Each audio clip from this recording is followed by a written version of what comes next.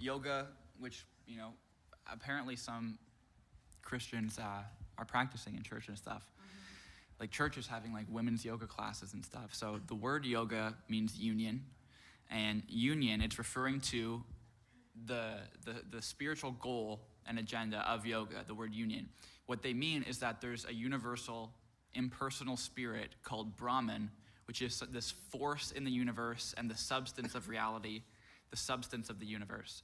And the goal of yoga is to bring your individual self into union with this universal consciousness, this impersonal field of consciousness, where you recognize that your personal sense of self, your Atman, as they would call it, is ultimately Brahman, is ultimately God. It's ultimately an expression of this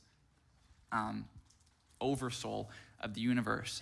And so when you reach this state of consciousness of realizing that, they call that moksha. So the entire goal of yoga is moksha, which is a state of being conscious that you are essentially God.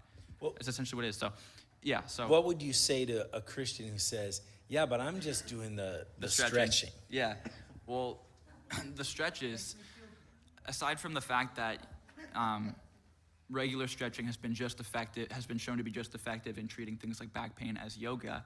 The issue with yoga, one issue is that it's idolatry, because the positions that you're doing in yoga, they're meant to honor the sun, the moon, pagan deities, the polytheistic gods of Hinduism. They're named after polytheistic gods of Hinduism.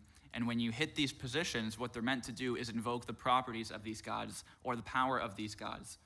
Okay? So here you are, you're in a yoga studio. There's incense burning. You got, idols up everywhere. You got some, demonized yoga instructor, who knows what. And then you have, but then you're in a trance-like state of consciousness. Okay, your brain waves are changing. You're an open door.'re more susceptible. Your defense systems have been brought down, and you're opening yourself up to demonic possession, demonic oppression. And people are saying, "Well, no, you're crazy." Okay, well, let's look to something called the Kundalini effect in yoga, where people who practice yoga, they believe they feel this serpent of energy, as they'll call it, crawling up the base of your spine, through your chakras, your energy systems of your body, up to your third eye, and then illuminating your third eye and enlightening you. But here's the problem. You get side effects like migraine headaches, like depression, like suicidal thoughts, like sickness.